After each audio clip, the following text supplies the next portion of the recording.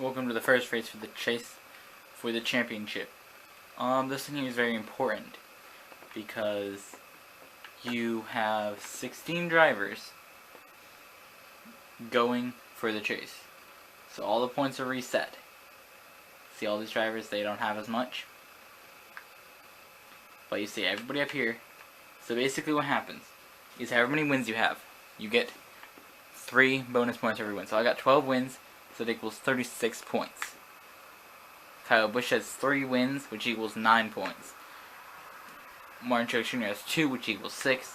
Ryan Newman, Tony Stewart, Kurt Busch, Jimmy Johnson, Brian Vickers, Jeff Gordon, Carl Edwards, Marcus Ambrose, and Austin Dillon all have 3 wins. 1 win, which gives them 3 points. Matt Kenseth, Greg Biffle, Brad Keselowski, and Denny Hamlin have 0 wins, but they had the most points before, which gives them 0 bonus points, but gets them in the chase. So what happens is we do the first 3 races. Whoever wins those 3 races gets in. So say Kyle Busch, Martin Truex Jr., Ryan Newman win. They get in. And then whoever of those other drivers has the most points gets in, and then the 4 with the least are eliminated. Do it again for 3 more races. And then again for 3 more. So essentially win and you get to the next round. So because it's the chase, we're going to use this scheme. We're going to Chicago. So we're going to show you about Chicago. Is qualifying and the race. That's what I'm going to do for every race. So my average finish here is 3rd place. Wow, 2 races I finished first. The one I finished second. So I led 5 laps, 2 fastest laps. So I did not know I was actually this good at Chicagoland. So we're going to find out what can happen in the chase race at Chicagoland. We'll see, since the race does begin at the championship does begin at Chicago. I used to have because Chicago's sort of like a different track, you know. It's not literally like the type of track that I would think I'm good at. You know, sort of like Atlanta surprised me. You know, you'd think New Hampshire, Bristol, Watkins Glen, Sonoma. Those are sort of like the tracks that I know I'm good at. But this here's sort of a different type of track, you know.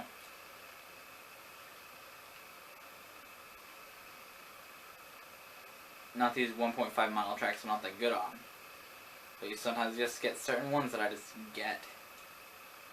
I mean, I got like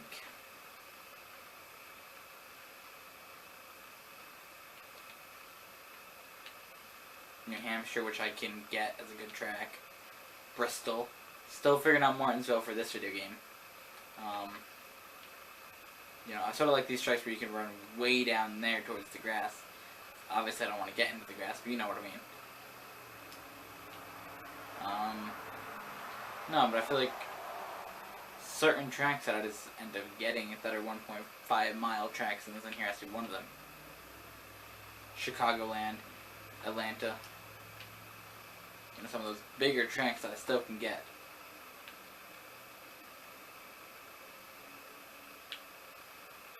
So I cut way down below the line, and you are allowed to drive down here. Just a lot of drivers don't, because then you gotta cut way back up here. But it's good for a pass like that, unless you're about to get hit by AJ Allmendinger. That's really it.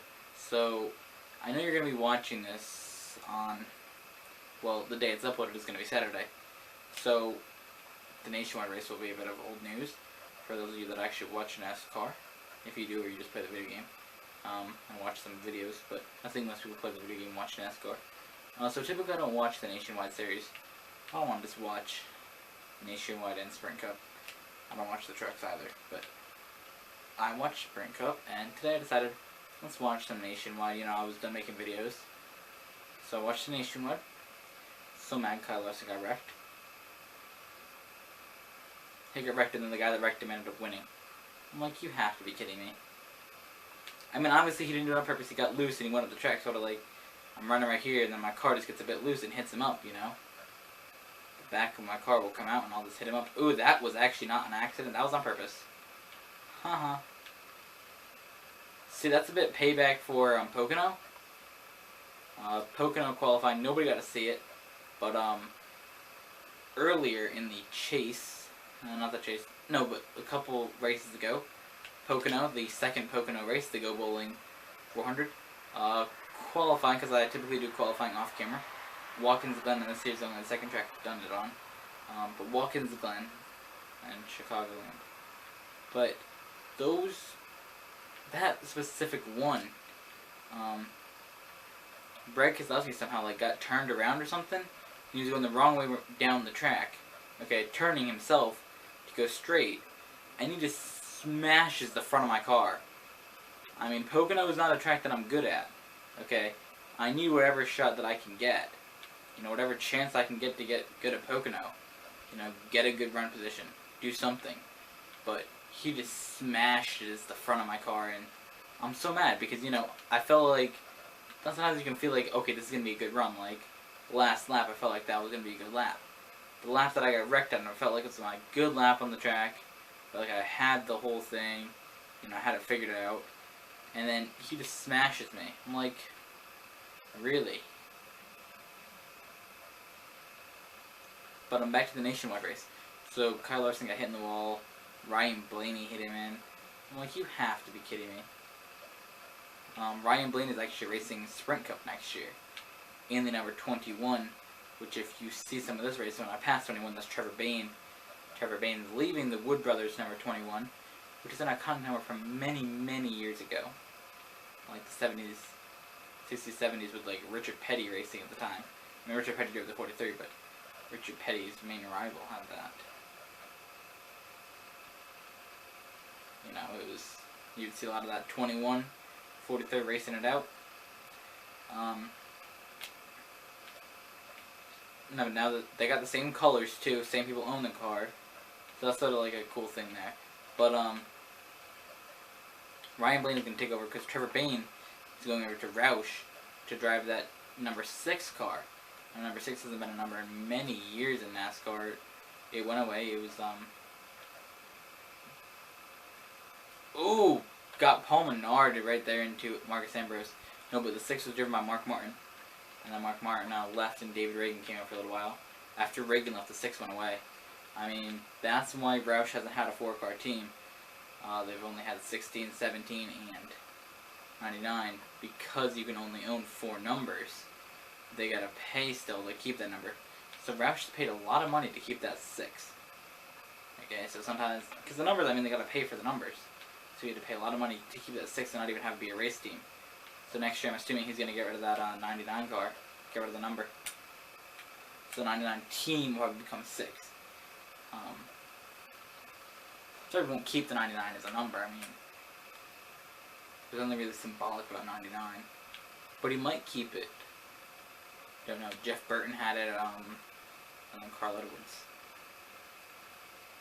But either way, there hasn't been a 4-car Roush team. They've had 6, 99, 97. Oh, wait, they did. Roush has had, like, a massive team. I remember before they had 6 cars. 5 cars. Before they put a 4-car limit. Roush they had 6, 17. Who was it? They had 6, 17, 16, some other numbers. I mean, they had 5 at a time. I forgot who they had. No, they had 26 with Jamie McMurray, 6 Mark Martin, 99 Carl Edwards. They had 17 with Matt Kenseth, and they had 16 with Greg Biffle. And yes, I was purposely doing that because I was sort of holding the side of my hand on the controls because I was counting my fingers, getting them all right. No, we'll get back in this. So there's Matt Kenseth now that he's out with 17. So Roush Fenway Racing is partially owned by John Henry, who owns the Red Sox. So that's sort of why it's Roush Fenway. And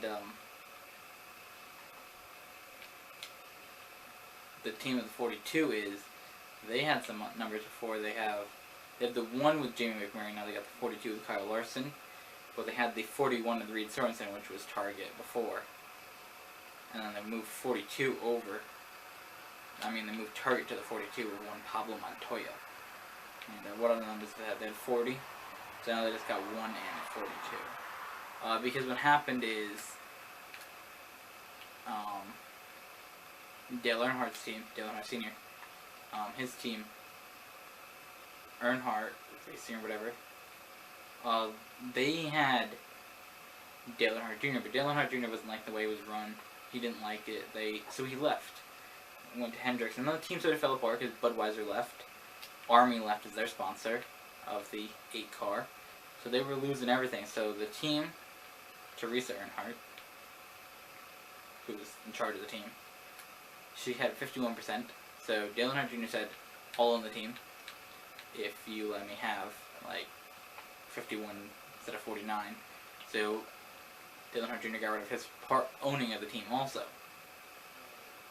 So they got rid of all that stuff. His complete involvement was just gone after Dale Earnhardt Jr. left.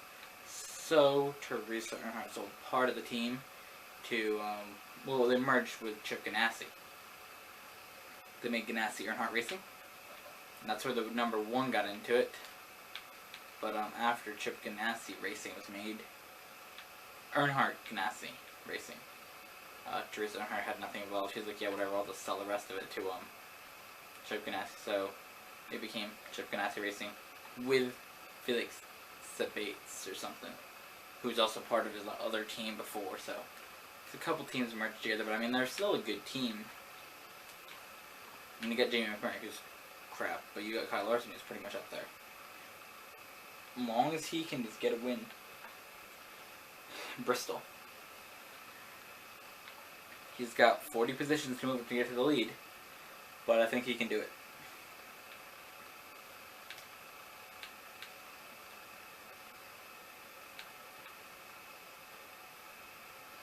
Okay, so I'm going to run 1 lap here, hit the pits, see what happens.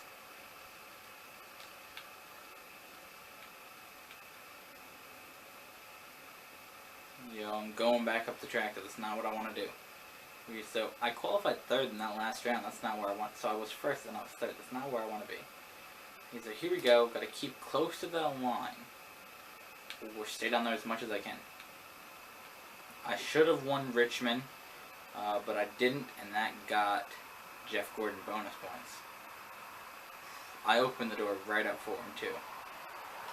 I mean, if I had not slipped below that line, like I did, hit that cone, and the thing, like, once you go past the pit road commitment cone, go past that line, it starts to force you onto pit road.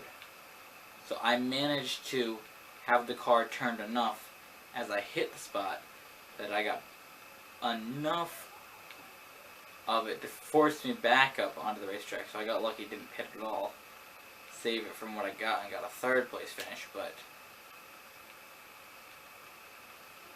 Ricky Stenhouse Jr. could have actually launched himself into the points if he had passed Jeff Gordon. Okay, so we're running with about 1 minute left right now. Joey Logano, is that you in front of me? Yes, it is. Joey Logano. I cut way down below the line. Gained enough speed. 8 more seconds I picked up. 0.8 seconds I picked up. So there you go. Ooh, really getting forced right back up the track. But I'm still keeping it in with the points up there, the time. So I'm actually trying to gain more time on the track. 10, 7, 3, 0. Oh, lost so much time on that run. Okay, so here we go. The final run of the race. Coming up on AJ Allmendinger. We have not seen a caution in a race since Pocono. Race 21, and we are now in race 26, 27 is going to be, something like that. I don't know. The only actual wreck we've seen in that was this race is qualifying where I hit Brad Keselowski and spun him around that one time. Okay, so now it's time for the real race to get underway. here at Chicagoland. Are you ready? Welcome to the My AFib Story 400. I don't know why. Either way, here we are. Oh no, myafibstory.com. This one here is the Geico 400 says on the field, but I'm going by this year and not last year's names. No, this is the Geico one. Or is it the My AFib Story? You'll see in the title whatever it is. I'm not sure what it actually is. I start first, number 42 Target. Second, number 99 Fastenal. Third, 15 Clint Boyer. And fourth, 2 Blue Deuce. The reason that says Clint Boyer, it's 5-hour energy for real. They don't put 5-hour energy on the car in the video game. It's not like a licensing thing, it's that they don't want to promote energy drinks to, say, kids play the game. Or it says Blue Deuce because they're not promoting beer to kids playing the game. I mean, and they also have them little die-cast. Like, I went to the Blue Deuce, but I also want to line about the Miller Lite one. I mean, it's not like you can't buy them. It's just that they don't, like, sell them in the store or put them in the video game. Because they sort of think, like, I'm gonna buy the Blue Deuce car and just want to have a beer. I've played with these little cars. I had the little cars for a while that I used to play with. Now I buy them and have them on display. But when I used to buy them and play with them, I never thought, well, having the 9 car when it had Budweiser, I never thought, wow, I'm not saying I'm beer right now, you know? I didn't think that. I guess that's what they think, but I don't. I like the cars for their paint jobs. Honestly, I did. Like, I wanted them to be as authentic as they could possibly be. So now if you look at where it says SS on the back of my car, there's a little dent from where Clint Boyers rammed the back of my car. So whoever wins this race gets launched into the second round of the chase. Obviously, as long as you're in the chase.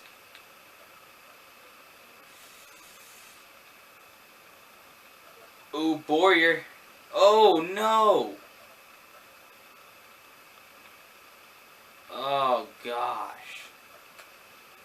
This is not the start that I wanted to my chase hopes at all. Oh, my gosh. After such a dominant chase out there, too, the whole time, leading the points since the third race of the season, and now it comes down to this. I did have a points lead over Kurt Busch, but, I mean, really, generally, it's not that good of a performance out here today at Chicagoland, where I really thought that I could potentially pull away with a win, but, I mean, that hit with Carl Edwards, surprised it did not bring out a caution, but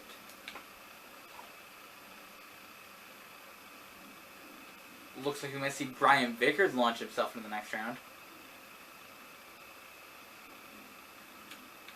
Either way, for us chase drivers, they got really caught up in that. I think Carl Edwards was in the chase too. We're both gonna... Oh, Hamlin could launch himself in the next round. That could really give him a boost in points. I really thought that I had this race won, but I went down to go block Edwards and cut across, caused a caution. I didn't even bring out the caution, actually. Keselowski, he's not in the chase, though. What can happen there if he's not in the chase and he wins? Brad Keselowski brings home a win.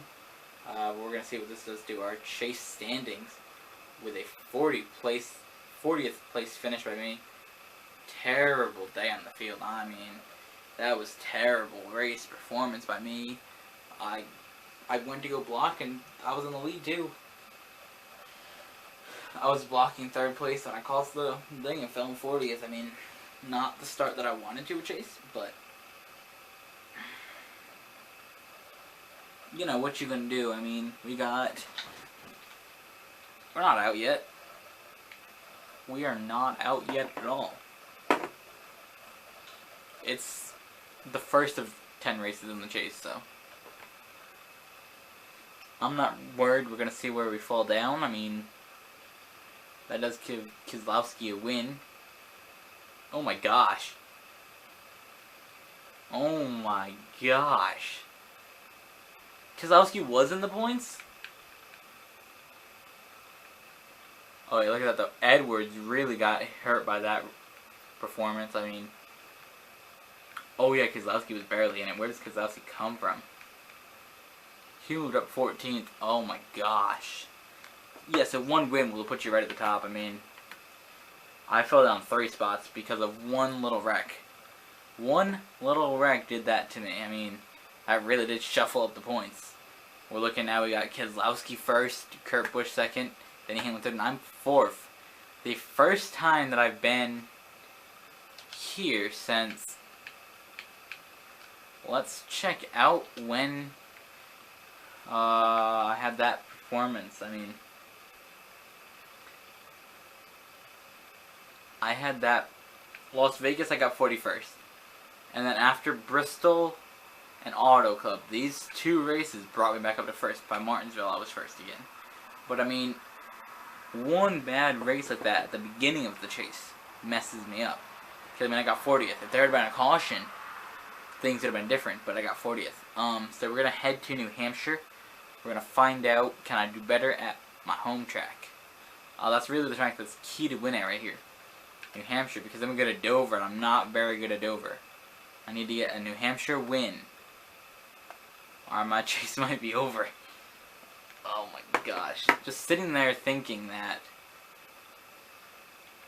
a race that I could have potentially done a bit better on puts me that far back in points. I mean, yes, it's not going to be terrible if I don't win New Hampshire. I mean, let's see, where's my last performance at New Hampshire?